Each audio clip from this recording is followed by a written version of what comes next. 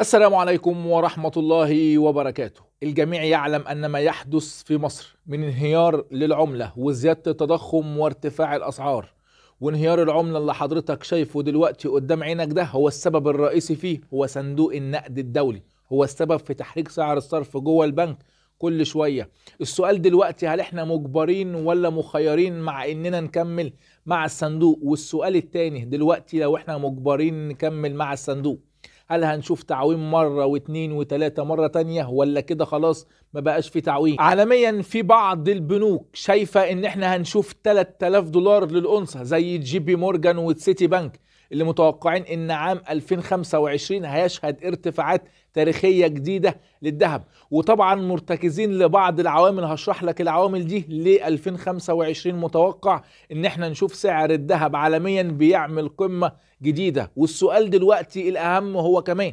لو حضرتك معاك ذهب، الذهب أفضل ولا الاحتفاظ بالسيولة؟ كل ده هجاوبك عليه، ما تنساش تعمل لايك ويلا بينا. السلام عليكم.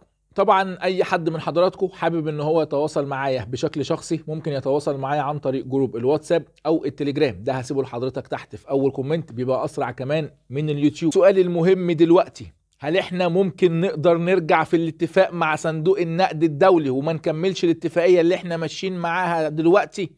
الاجابة وقولا واحدا لا، ما ينفعش حضرتك ترجع مع الصندوق تاني، خلاص رجلك جت.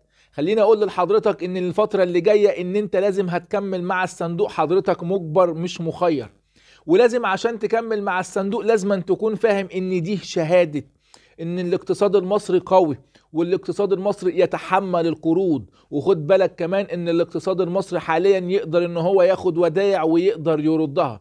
عشان كده حضرتك مكمل مع الصندوق مهما كانت شريحة القرض قليلة، بس خد بالك ان هي مهمة ليك قدام مع كل الدول اللي حضرتك بتقترض منها وبتاخد منها ودائع. بقى للسؤال التاني، هل هنشوف تعويمات تانية الفترة اللي جاية ولا كده التعويمات كده خلاص خلصت؟ خليني اقول لك برضه وللأسف الشديد حضرتك طبعا هتشوف تعويمة واتنين تاني. هتقول لي ليه؟ هقول لحضرتك لان كل لما بتيجي تاخد شريحة قرض، وليكن مثلا شريحة القرض في المراجعة الرابعة 830 مليون دولار، لما حضرتك بتيجي تاخد الدفعة دي مش بتاخدها على سعر البنك الحالي.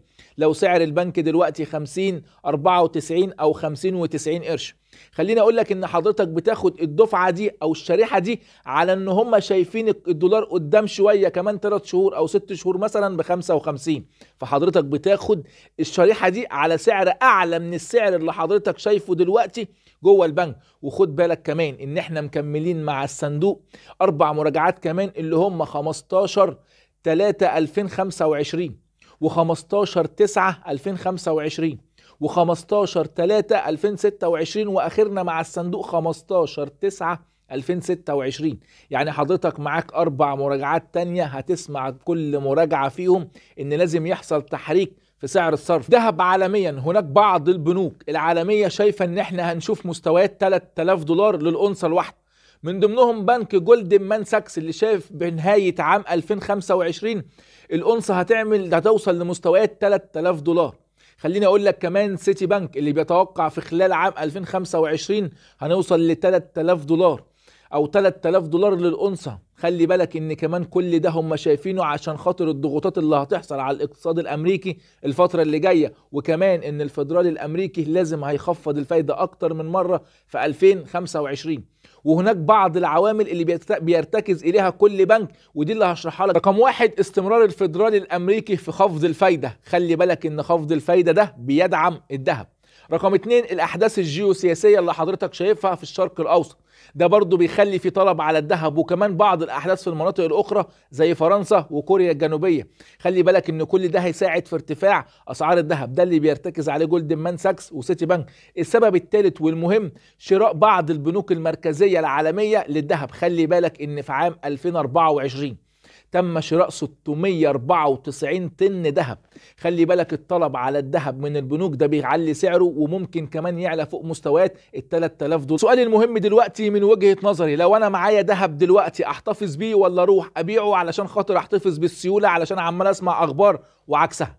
خليني اقول لحضرتك وقولا واحدا، لو حضرتك معاك ذهب مش محتاج فلوسه دلوقتي احتفظ بيه ونام عليه وما تدورش خالص وراه. وخد بالك كمان ان انت لو معاك سيولة زيادة وفايدة عن حاجتك ومش محتاجها لمدة سنة قدام، لا روح اشتري وزود المخزون بتاعك من الذهب. خليني اقول لك بند تاني، ان لو حضرتك تاجر ومعاك تجارة وشغال بيها وربنا رزقك، مش معنى كده ان انا النهارده اروح احتفظ بفلوسي في ذهب وانا معايا تجاره. ممكن احتفظ بالفلوس دي في التجاره او احتفظ ببضاعه كده كده هكسب منها طالما عارف ادير مشروعي صح. مش لازم تروح تحط فلوسك في الذهب وانت عندك تجاره. على فكره التجاره احسن 100 مره من الذهب. اللي انت شفته في الذهب الفتره اللي فاتت دي حالات استثنائيه. يعني حضرتك مش بقالكش من 4 5 سنين ما حدش كان بيفكر في الذهب، كله كان بيفكر يا اما في شهاده بنكيه يا اما في التجاره. خليني اقول لك بقى كمان النقطة الثالثة واللي بسمعها من ناس كتير، لو حضرتك معاك سيولة دلوقتي وعايزها بعد شهر او 2، اوعى تروح تقرب من الذهب.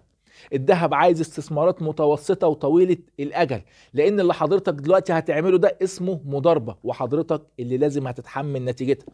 علشان كده لو حضرتك معاك سيولة محتاجها بعد شهر أو بعد 2، ابعد عن الذهب وشوف حاجة تانية. في الأول وفي الآخر دي وجهة نظري ومش بلزم أي حد من حضراتكم بيها. لو عجبك الفيديو ما تنساش تعمل اشتراك في القناة وتفعل زر الجرس عشان يجيلك كل جديد. وأي حد من حضراتكم عنده أي استفسار سيبولي في الكومنتات وهرد عليه. سلام.